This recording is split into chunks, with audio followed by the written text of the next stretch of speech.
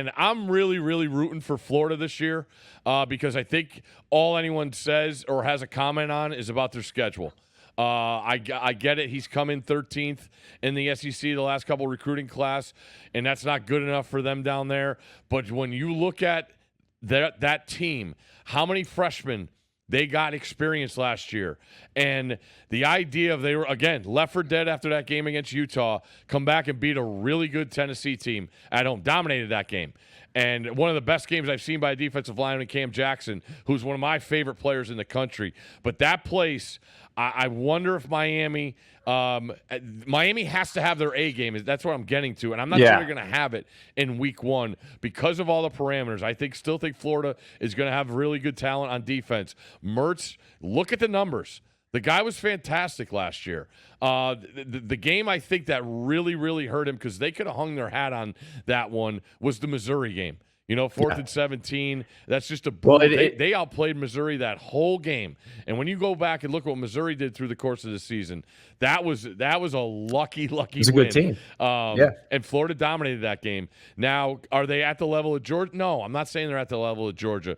But Scott and I, again, we discussed Florida could be 7-5 and be way, way ahead of where they were last year. If Florida's 7-5, it means they've beaten somebody who's either in contention to make the playoff or they made the playoff. It's a good season if they're 7-5. 4-0. I really won't. I think they have the goods. And this whole offseason with the Rashada debacle and still having to deal with that and all the questions off the stuff, I think Billy's done a really good job of keeping his players in line because they know what's at the end.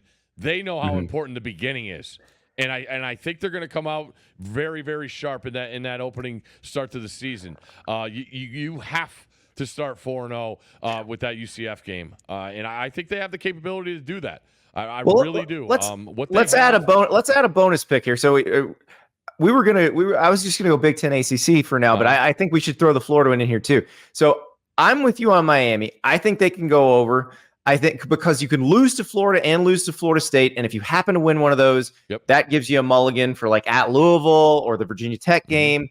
And so I think Miami can do 10. I do. Florida, I mean, it's 4.5. Yeah. Like, come on. Like, I think if he goes 5-7, he might still get fired. I think it goes 6-6. It depends on how the 6 go.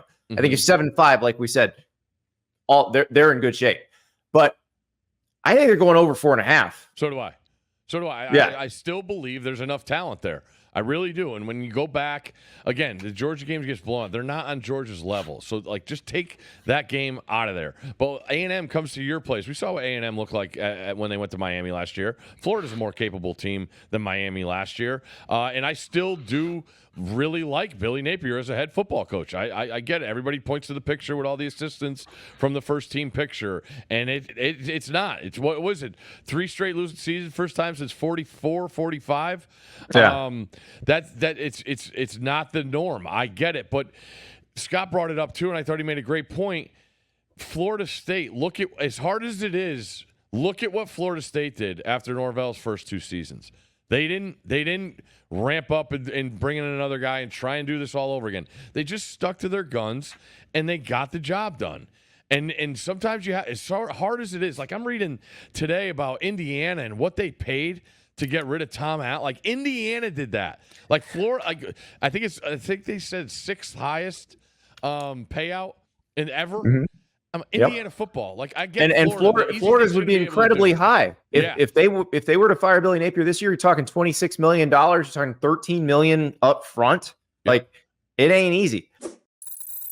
Thank you so much for watching. Just a reminder: subscribe to this channel right here so you never miss an episode of Andy Staples on 3. And oh, by the way, watch all the other great videos on the On3 Sports YouTube channel.